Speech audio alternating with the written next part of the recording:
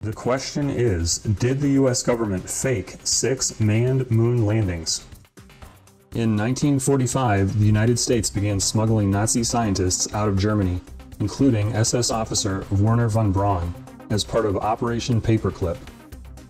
A French resistance fighter, Guy Morand, testified to von Braun's brutality as he recalled being flogged by the SS officer. Another French prisoner, Robert Cazabon, testified that von Braun stood aside as prisoners were hung from chains. Once in America, von Braun was promoted to director of the Marshall Space Center in Huntsville, Alabama, where he headed up the Apollo Applications Program. Is it possible that von Braun, as an SS officer, could be threatened and coerced to say or do anything that the American government asked of him? For instance, if the government gave him an ultimatum such as, lie about the moon missions or be turned over to the Israeli government for war crimes. Let us also examine the credibility of President Richard Nixon. All alleged manned moon landings would have taken place under his administration.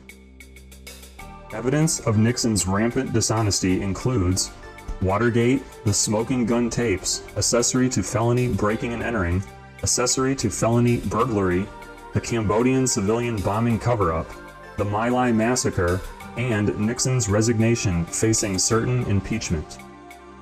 Furthermore, the alleged lunar landings would have taken place during the height of the Cold War and the space race.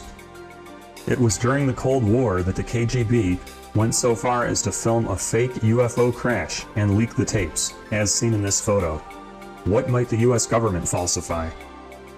Both America and the Soviet Union had a lot riding on technological advancement and the perception of superiority.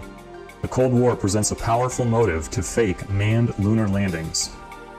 Many documentaries supporting the manned moon mission theory rely on physical evidence that NASA claims is still located on the moon.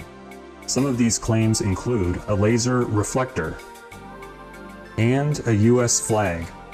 Assuming these items are actually on the moon, they could have been placed there by a remote rover or spacecraft. They would in no way be proof that a man walked on the moon and should be disregarded in such an argument. Supposedly, the Russians sent this unmanned drone called Lunokhod-1 to the moon in 1970. It is important to keep in mind that all manned space missions since the alleged Apollo missions were within low Earth orbit, rather than the 225,622-mile distance to the moon. Satellites are located within this lower realm, as are all shuttle missions, and even the space station. Next, we have the mystery of the Apollo 11 missing videotapes. In 2009, NASA claimed the original tapes of the alleged first men on the moon were accidentally erased. Remember that if real, this journey would have been the greatest achievement in human history. Witness the care given to documents in the National Archive. Ask yourself, do you really believe the US government would accidentally erase tapes, proving man's greatest achievement? NASA has since come out with a press release that they found a different set of missing tapes, which were previous conversions of the originals. However, they still haven't found the originals. This particular news story was released strategically as to confuse the public into believing that the originals had in fact been found. They have not been found. Why would NASA do this? Here we see 3 men who supposedly first landed on the moon. Their names are Neil Armstrong, Michael Collins, and Edwin Aldrin.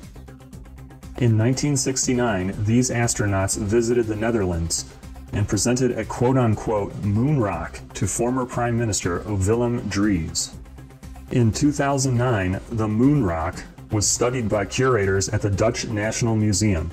They were shocked to discover that the supposed moon rock is actually petrified wood. NASA said it has no explanation and no additional comments on the subject. This is a smoking gun of lunar proportions.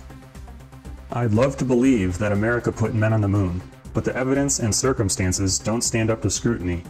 We have made some amazing technological advances since the 60s, including many within the space program. Grandiose lies and false achievements are no longer needed to bolster America's position in the world. I would therefore ask the US government and NASA to refrain from their past defensive tactics and reveal the truth.